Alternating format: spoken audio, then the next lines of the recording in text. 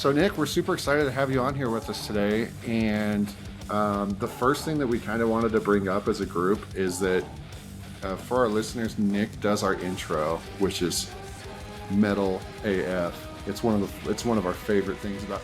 Honestly, I could just sit here and listen to our intro all day. It's one of my favorite things. And there's kind of a funny story about how that sort of came about. And I want Nick and Andy to kind of tell us about it because it's super cool. I think Andy should do the honors of kicking this off, and I'll explain what I did. Oh yeah, Tim and Danny and myself were like, let's do a podcast one day. So we're starting at the very start, I guess. But I was actually at work, and we had decided on the name Sultans of Slack, and I don't know why, but Sultan made my mind think of Aladdin, like the Sultan in Aladdin. And so I was like jamming out the Aladdin, like the Aladdin song in my head, and it kind of eventually turned into our theme song that you hear at the start there. But what's the song? It's like "Make Way for Prince Ali." That's the one I had like looping in my head, and then I started just playing around with it and ended up sending Nick, Tim, and Danny all of like a version of this intro that was like bum bum bum bum bum bum, oh, but it was all just I was doing all the parts with my voice, and Nick's like, bro, send me that, just send me that over. I'll mess with it. I'll make it sound better. Yeah, so I just took it and just fucking made it metal. Yeah, then what we got back was so far departed from what I had done, but in a good way. It was like all of a sudden sounded professional. Nick did a great job. Yeah, I gotta say, Screaming Sultans of Slack podcast was never something that I thought I'd do, but it was fucking fantastic. It is so metal. The funny thing is that sometimes, like, I love it because it goes right into this, and it sounds like we're gonna be like, I don't know, talking about UFC fighting or like building a shed or like, you know, something. And then it's just like, hey guys. I love it. It's either UFC fighting or building a shed. Yeah, like just manly stuff manly to do. shit. I was chopping wood. Yeah, I was in the field and I skinned an elk the other day. You know what I mean? It's just like, and it's just like, hey guys. So, anyways, let's talk about our internet friends. We ran into each other at the pop-up, right? Was the first time we like met each other. That's the first time I met Nick. No, I think I just met y'all there. I pulled up late because you guys were there earlier than me. Oh yeah, that's because I had gotten off a plane, the red eye from Salt Lake, and just took an Uber straight there. So I think I was there at like 9 in the morning or 8 or something. Oh yeah, I got there at like noon. In any case, and then Nick, I think you didn't want to go back to the island or something like that, right? And so you were just like, hey, can I just hang out with you guys? Or like, yeah, and so we just all hung out in our hotel lobby there for a minute. And that was like that was a highlight besides Nick singing, which is incredible. It's like the voice of angels, but when you were singing with, when you were doing the afterlife stuff, but yeah, that was a lot of fun. It was crazy. It was awesome to meet you in real person. Well, the bridge thing blows my mind too, that you have to like even think about that. You know what I mean? No, yeah. And it's like, it ends like I'm close to the city, but like where I live is not, I don't know. There's like it's similar, but it's not, it's all suburbs and stuff like that out here.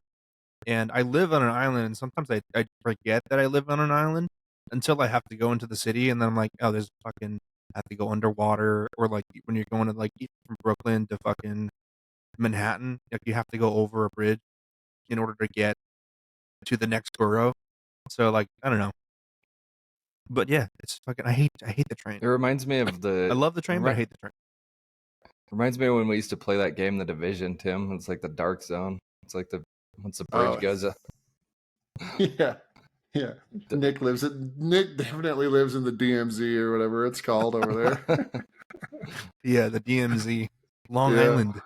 Long Island, the DMZ. Yeah, that's so funny. It's got less going on in the city, so it's like it's easier to like if you want to go out and like do stuff, or it's like easier to travel around and like because I like I drive in a car. I don't take trains everywhere, but like Long Island's at least like I feel like it's laid out like you can find anything you want in like a 5 mile radius. You don't have to really go anywhere.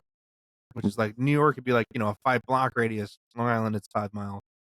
Before we get too far away from when we were talking about the intro, how long did it take you to take? I don't know. What is that, like maybe 30 seconds? I think it took me like a night. I think I started it and then I got sidetracked with something else. I put it aside, but the next night I did it was like just was done in a couple of hours. You're kind of So you're kind of a crazy. wizard. I feel like I spent all day just like doing that with my mouth just to figure it out, and you completed it. This podcast got not safe for work really fast.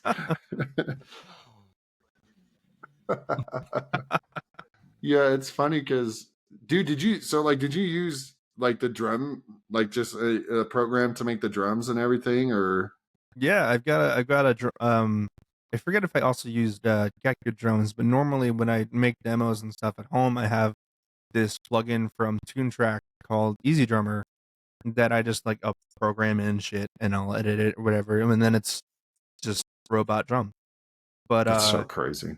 yeah, so I don't remember what because we, not to pull back the curtain a little bit, but we didn't actually listen to the intro when we were recording this, so like I Mhm. can't remember if I did it or not.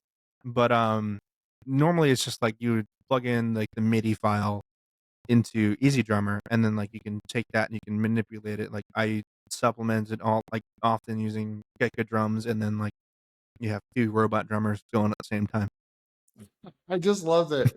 It sounds like so metal, and then there's also like just it sounds like a chorus, which is your voice over top itself, right? A bunch of times or whatever. Yeah, I think it's me and Andy. Although I don't Is know if it? I think so, but most of Yeah, them. I think you left me in there. I was back there. Sultans of Slack. It's like I couldn't most. get rid of it. I didn't want to get rid of it at all. Like I was like, I'm like, because I thought about it because you were like, oh, I was like, make it metal. I was like, oh yeah, but like maybe I'll take it out. But I was like, nah, I can't fucking take that shit out. Dude, I was telling my girlfriend the other day. I was like, why is everybody just so weird? I feel like I'm the only normal person. And she's like, what are you talking about? You wrote a song about cat raps and then stuff like that Yeah. intro. And then I'm like, you know what? I am really weird. I've written songs about cats taking a bath, and it's like extreme metal. I'm right there with you, pal. That means you're living, I think. Would rather be Uh, weird than be boring. Yeah. Sometimes I wish that there was just a reality TV crew that just followed us around all the time, because it was like Andy and I sometimes out in the like in the middle of the summer, you might just find us on Andy's property out there, just like in a Bigfoot suit, filming stuff. But it just doesn't doesn't to a normal person it might not all add up, but to us we're always like, oh yeah, we're like scheming about like nothing. We're like, oh, this is gonna be so good. Not to get too far off topic, but we were making like a stupid music video. I think I might have showed it to Nick at one point, but Tim was I was in the Sasquatch suit we had traded, Mhm. and for the part we were filming, he was like grabbing my head. You were in the suit, and he was grabbing my head and like dunking my head in the water. Then Yeah. my girlfriend had her little boy out here, and I think he saw us out there doing this, like filming this, and he ran back. He ran back to the house and was like, "Mom, somebody's like dunking Andy's head in the water, and I think they're fighting out there." Like, no, we're just doing our thing. You remember that? Didn't know that. I don't think I've ever heard that story. I didn't know that happened. Yeah, dude. And I'm like 6. I'm so big, and I was in the Sasquatch suit, and I've got Andy's face in the water. And was it Ledger? No, it was Keaton. Yeah. Keen was only Oh like my god. probably 5 years old at the time. He's I gonna didn't grow know up and that start story. posting on like on all the forums. I saw Bigfoot when I was little. Yeah. Yeah, he's He's like drowning my. somebody's down there picking on Andy or something. I don't know. Yeah. Well, it's funny because it's like I don't consider myself to be a creative person at all, you know what I mean? And in the last year or so, with all these connections that everybody's made, we just ran into so many like super creative people, like professionally creative. Like the talent show. Like the talent show was an awesome like example of that, you know what I mean? And like, Yeah. of course, the stuff that you do with Monolith Zero and all that kind of stuff, it's so crazy that we've like ran into all these amazingly talented people. And you know, Andy and I have kind of just been the jesters of the group, I guess, as far as our creativity. We try. We try. Yeah. Well, yeah, and I guess the most recent live performance I could think of was Nick on stage with Sinister Gates singing Afterlife. Like what a time. Especially for fans like of the band like we are. And then Nick up there, like he's our buddy. We made friends with this dude, and then all of a sudden he's on stage singing with Sinister Gates. It was like the most surreal moment. It was so And you guys cool. pushed me to go do that too. Oh, yeah. Well, I was drunk, I'm sure. All three of you. I was. mean, it doesn't matter. Drunk Andy was probably like, Nick, go sing, bro. Yeah. I'm glad you did though. You killed it. It was amazing. Yeah. I'm glad I fucking did that shit though, because that's great. Like I still have not seen Avenged Sevenfold live, but I'm like I've sung with them and I have hung out with them before I've seen them, you know. And if you told me that like before fucking, you know, when I was 13 years old, I'd be like, hey, like you be on stage with this guy at one point, I'd be like, no fucking way. And then I'd fucking kill it, and they'd be like, no fucking way, absolutely not. That But just you know, blows my mind. That's so crazy that you haven't seen him yet. But dude, you like you're basically part of the band. It was so sweet, dude. yeah, and So to do it cool. in front of the shadows too, like because I'm like I when I was younger, when I was trying to learn how to sing, like Shadows was one of the guys that I really look up to. You know, Gates and Zachy were the reasons that I tried to pick up and like learn metal guitar. So like I have them to thank for a lot, and just to be, you know, not to put them up there, but like to be in their presence and then have be able to be like, you know, for me and my own personal journey and growth and stuff like that, for me to go up there and fucking kill it. I was like, yeah, that's a top 5 moment for me. Dude, Yeah, it it was was a top 5 moment for like everybody in the room. That's how cool. I mean, like, and at that point when you were singing, I think you were singing the chorus, and I feel like the rest of the crowd must have started singing like the Revs part. You know what I mean? In Yeah. that or something. There was a dude. That was just one of my favorite moments ever. Yeah, and as everyone was chanting the Revs lyrics, I was like, you know what? I don't want to sing Matt's. I just switched right over the Revs one. I was like, it just feels better this way. Like it felt fucking like we're all one in that particular moment. It was awesome. I got to know, like after that night and you're just getting ready to go to bed, what the hell's going through your head? Like that's my thought. I'm like, dude, if I had experienced what you had, I don't know if I'd have slept for a few days. That'd be crazy. Honestly, I was like, I went to Dan because my drummer. Well, he now is my drummer, but at the time he was my bassist. I went to my drummer Dan. I was just like, dude, what the fuck? Life is so weird. Like life is just fucking bizarre, and that was awesome. And I have no idea. Like I was like, what the fuck? The whole like train ride home. I was like, I don't, you know, what the fuck, you know, like it was awesome. Yeah, and it's also like just the people like in general, right? Like I always thought that I had a lot of friends, and I still do, but now with all of you guys and like everyone that's around the country, I'm like I know people everywhere, and like if whatever city I roll up to, I guarantee I know somebody from here, you know, or like whatever part of the world, like in different countries, whatever. I'm like I know somebody here, you know, and it's like I think that's so fucking cool. Like that's part of the thing that too. That's like what is my life too? Is like, like part of it was everyone came to Bowery in New York. I'm like, I've been here before just for shows and just like to hang out, whatever. And then like there's all these fucking people that are here, like from all different parts of the country, some people from different countries, and they're all just here, right? They're in like my neck of the woods, and it's fucking weird, And like not only that, but like I know all of you too, so it's like all one big fucking party of people that I know, and it's just like the most bizarre thing. I'd like to think I'm slightly sexier in real life, but other than that, yeah. You are. I mean, You are. I don't know. I think that probably to look at, but but you Sweet home Alabama. he's pretty good to look at, but he's got a weird texture.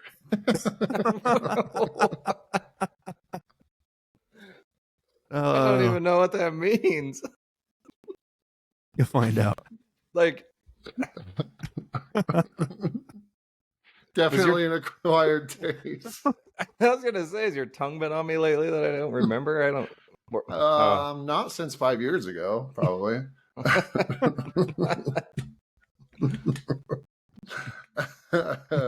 It's So tater time.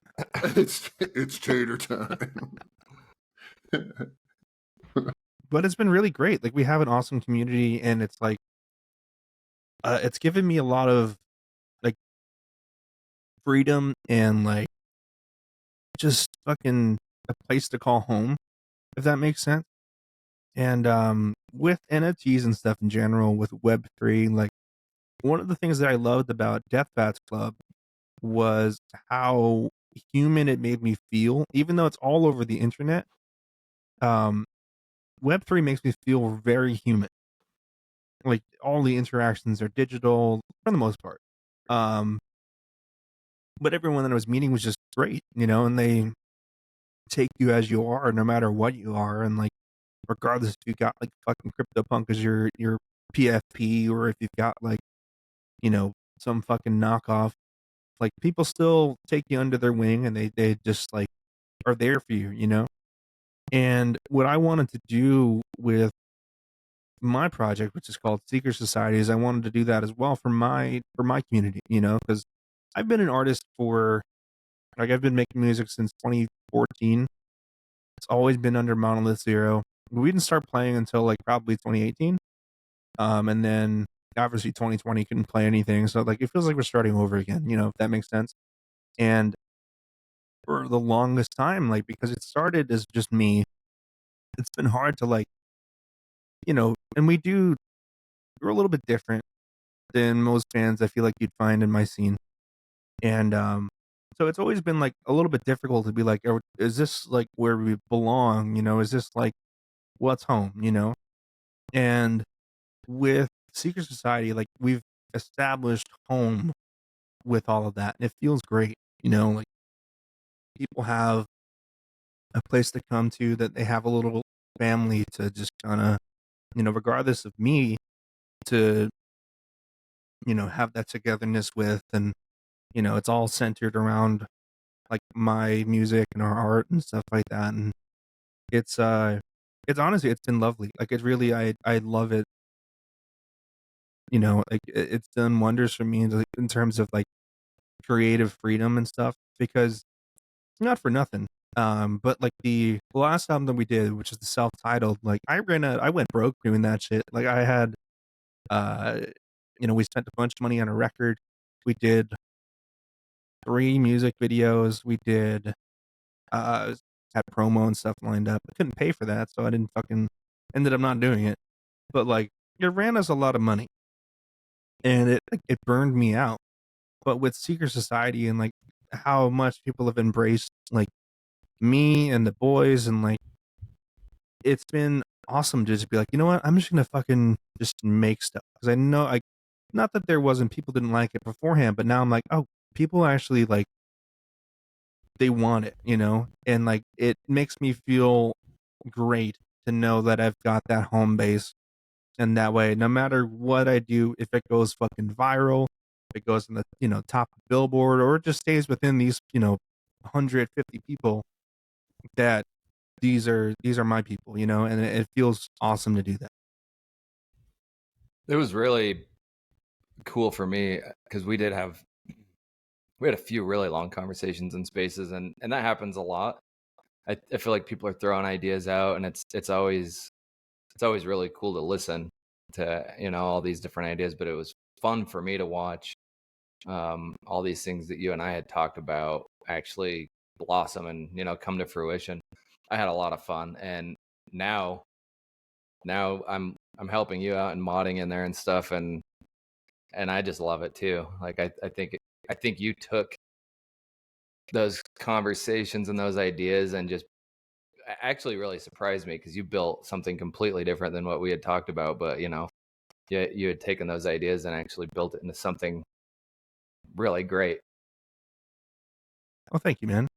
I just like, I don't know. I wanted to just I feel do like it I in was my giving own myself. kind of. I feel like I was giving myself credit, and that's not what I was trying to do at all. No, it's cool. I had Like nothing to do it's with it. fine.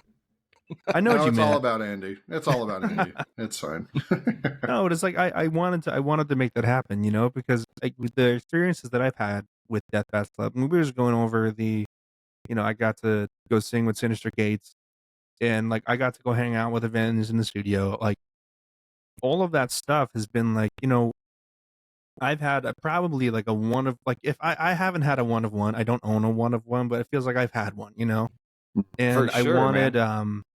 yeah, I can't even fucking like I can't even fucking begin to be like, oh, like, I don't have a one of one, I don't have a ghost, whatever. It's like it's all gravy with me, So But I was gonna say, like, I wanted for this project, I wanted it to feel like everyone has one.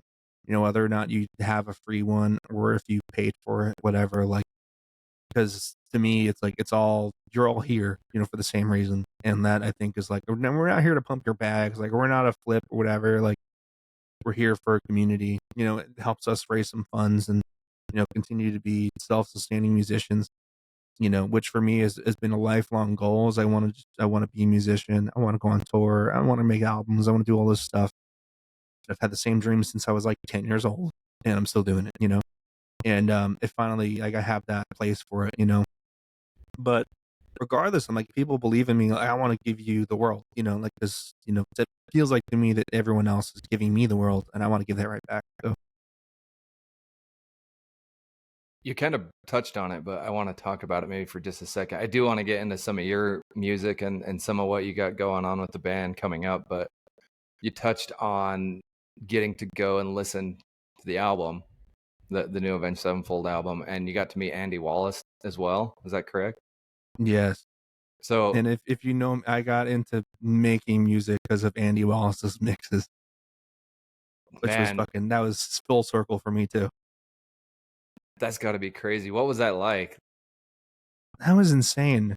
So for everyone who doesn't know me, I work at night, and I work overnight. I work from 6 in the morning to 7 or 6 p.m. to 7:30 in the morning, and I worked a bunch of days in a row, and I had like maybe 5 days off. And I was like, you know what? I don't have to go to bed right now. So I was up like probably until, like noon or so. And then I was like, I'm going to go to bed because I live on the opposite schedule of everyone else.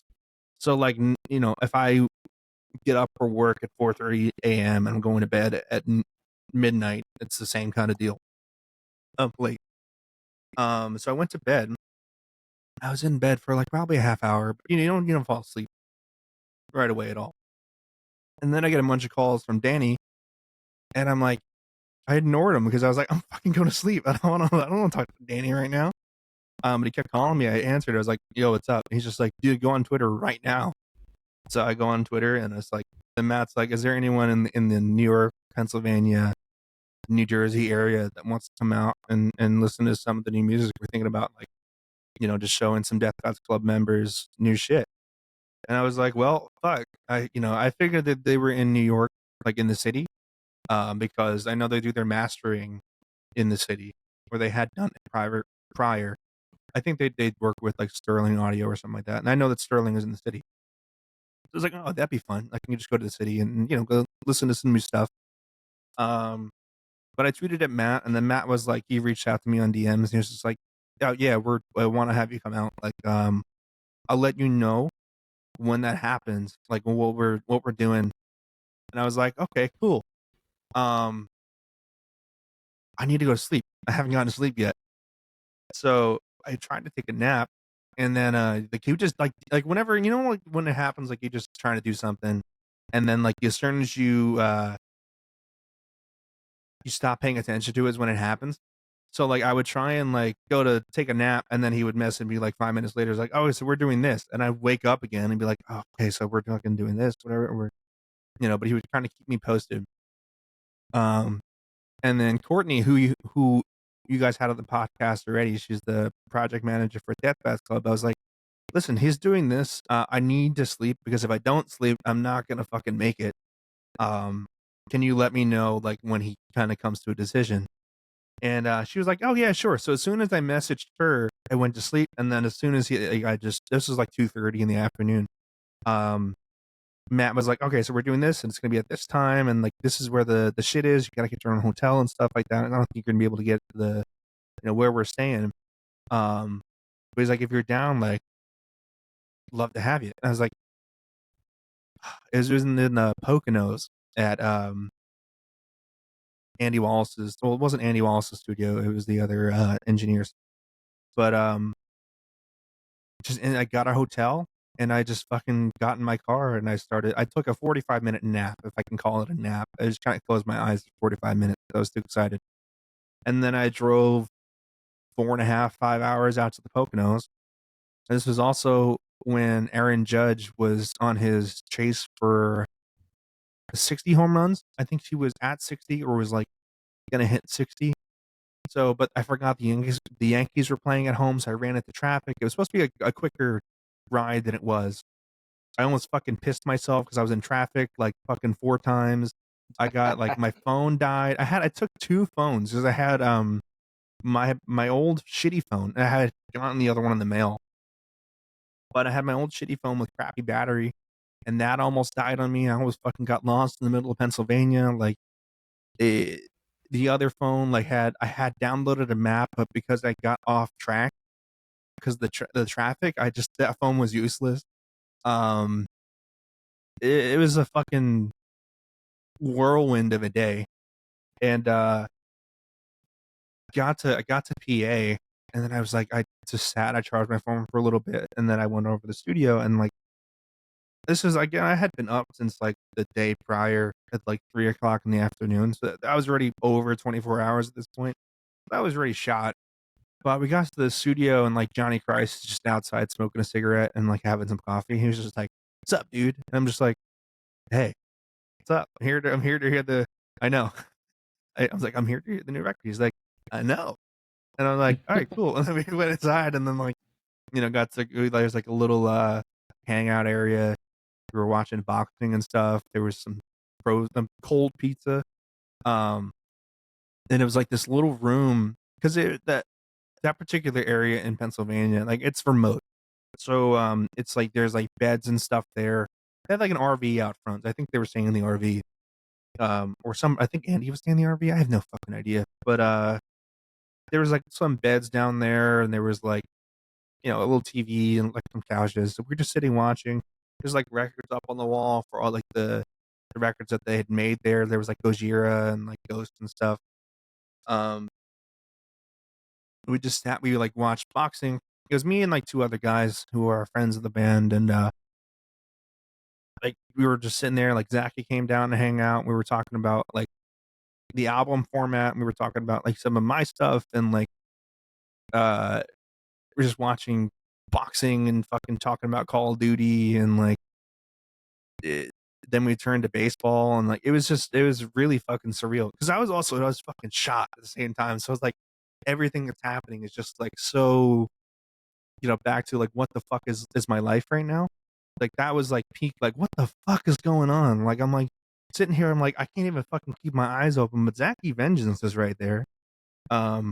And like the Sinister Gates just came down, and like Matt came down to hang out, and like it was just fucking weird, and I was just like just hanging out. And I figured that we would get into the studio to go listen to the music, like kind of like right away, because it's the end of the night. It's like probably 10:30, 11 o'clock at this point. and just hanging out. I'm just like, Matt told me that they were mixing a snare, and the snare was just they just couldn't decide on the snare. So it just was taking extra long because like Matt was doing the snare, but I guess with Brooks, and then Gates went to go do the snare at Brooks, and Matt came down. And it was like they just couldn't fucking decide on it. And I was just like, how fucking long does it to mix a fucking snare drum? Are you kidding me? But eventually went to go listen to it, and it was a beautiful studio. Like they have an awesome live room there. They weren't tracking there, but they were doing all the mixing and stuff there. And it was like this because it was in a house. So there's like a ceiling that goes. I don't know. We're doing video for this, so this little triangle, angled ceilings and stuff like that. It's all wood. Just beautiful fucking studio. And then we went into the actual like the control room, and there was just analog gear like left and right, and it was a ton of room, and they had like a fucking SSL board and like just crazy, like just awesome, just everything fucking. I'm an audio nerd. I work in a studio every so often. I went to school for audio. Like I'm a nerd as much as they are a nerd, and I was just fucking like, whoa, holy shit, like this is fucking insane, because when you think about like going to the studio and like what I do is not particularly glamorous. Like I most of the time I work out of my house or whatever, but for that's like a legit like $1 million studio, and just kind of sat up there and we just listened to some fucking music, and it was just like crazy.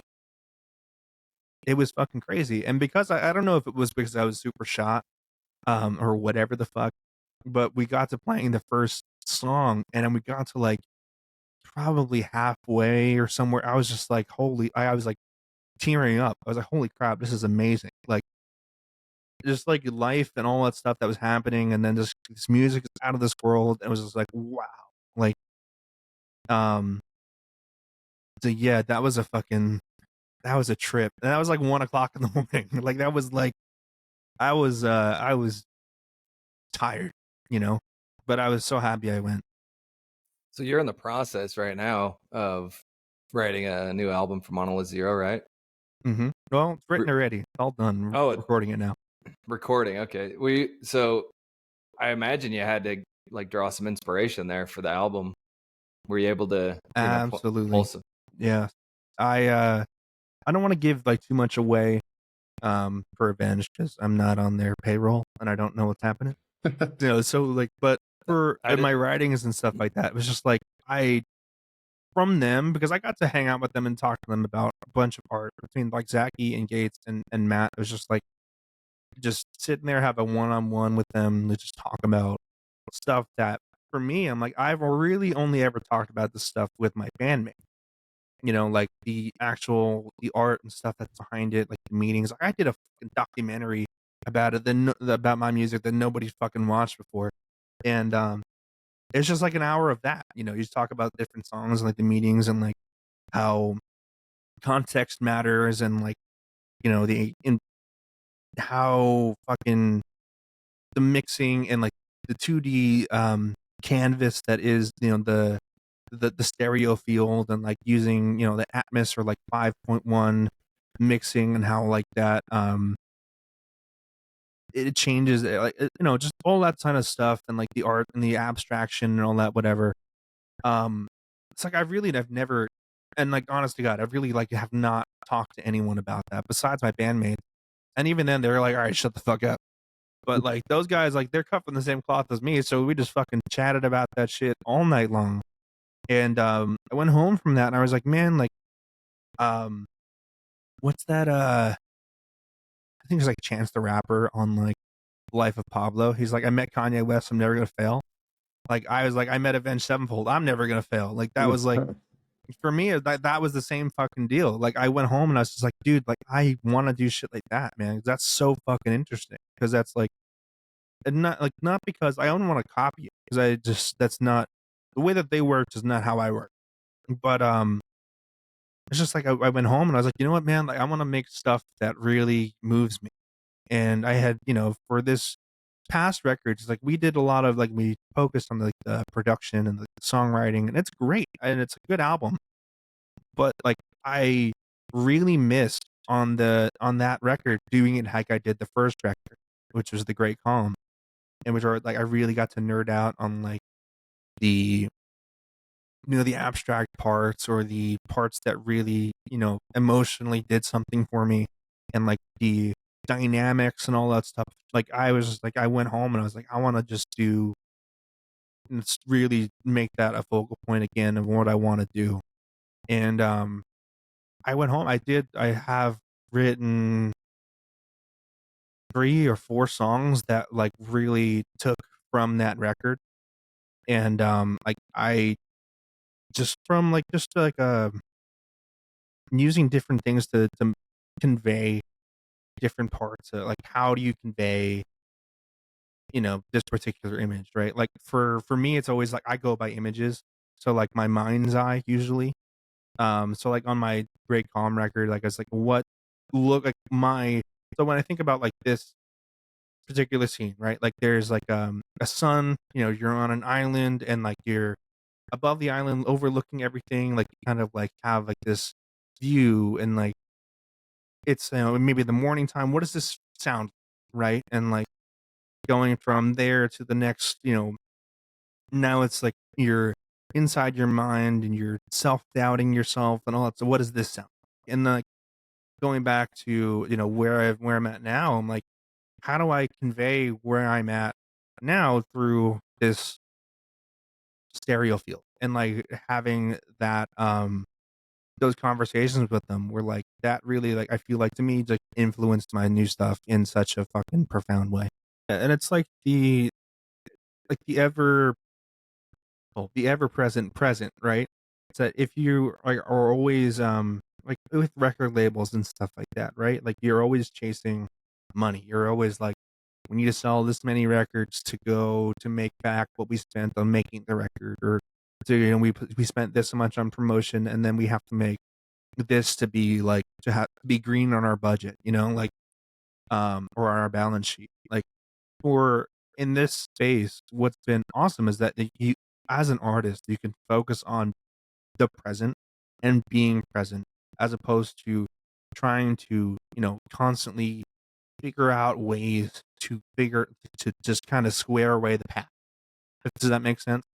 Where like you don't necessarily have to be worried about, like, say you're recouping money, or you spent $10,000 on this record, and it's like, oh, now I need to make $10,000 back. Like you have that money and it's upfront, and it's like it's crowdfunded. You don't have to worry about it.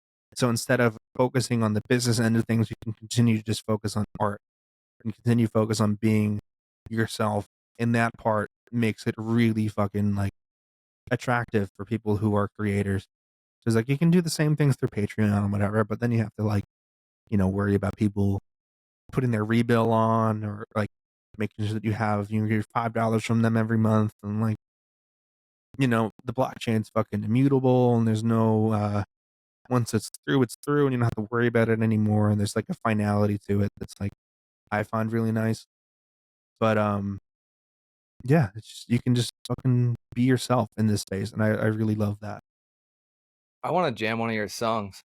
Do you want to pick Yeah, one? let's do it. No, I'm gonna let you guys pick one. You guys, the 3 of you, you can take a, because there's 3 of you, right? So you can pick whatever one you want to do, and you'll have a deciding vote.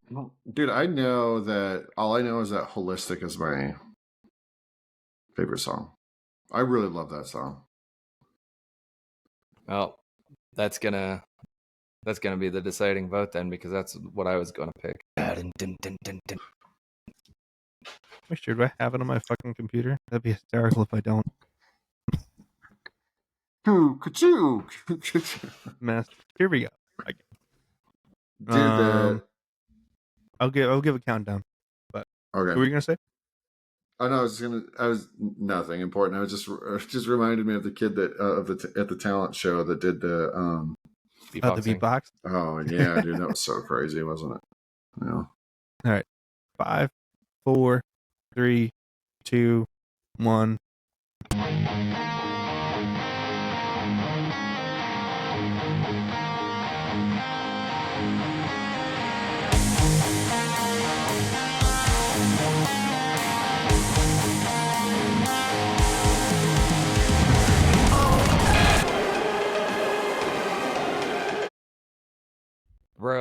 that scream you do, like transitioning, I guess, out of the bridge at the very end of the bridge there. Oh my goodness.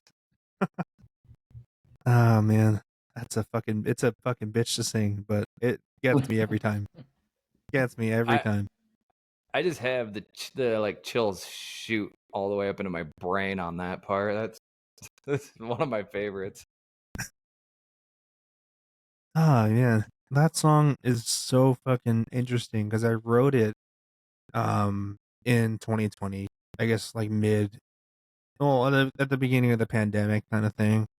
I had taken a trip up to upstate New York with a person who was a friend of mine at that point. She was going through a lot, and I was just like, I had the riff, like the dun, dun, dun, dun, dun, dun, dun. I had that, and I was like, I'm gonna go up, just go finish the song, and that was something that came out in like probably 20 minutes.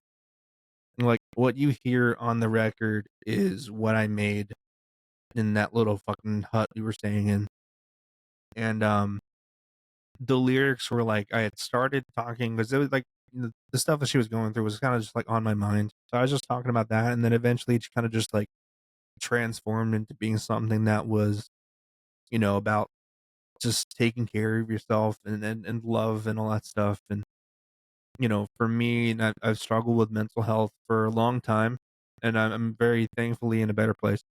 But for people that aren't quite there, it's like life's good, man, and life will be okay. Like if you put love in your life and you make that, your focus, right? And that particular line where you go, I will heal myself, like I have no fucking clue where that comes from.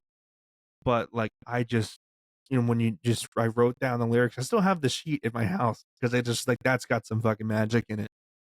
But whenever you hear it, like for me, I'm just like, yeah, like yes, and it speaks to your soul, and I'm very happy I made that one.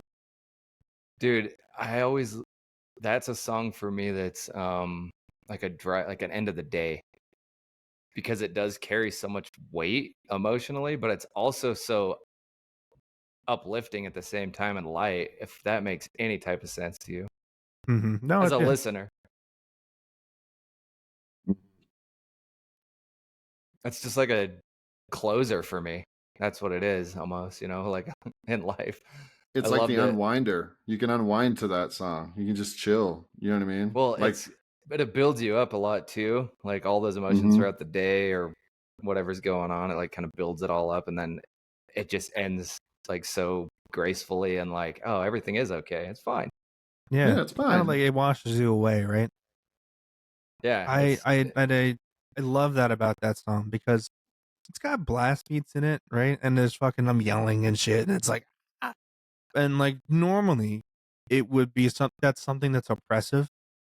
Like if you listen to death metal or something like that, like that's like yeah, fuck you get it, killing babies, whatever the fuck, right? Whatever we're talking about, decapitation, of cattle, whatever. Um, but I love to use blast beats and screaming in a way that is emotional because to me there's nothing more emotional than screaming your fucking heart to the heavens.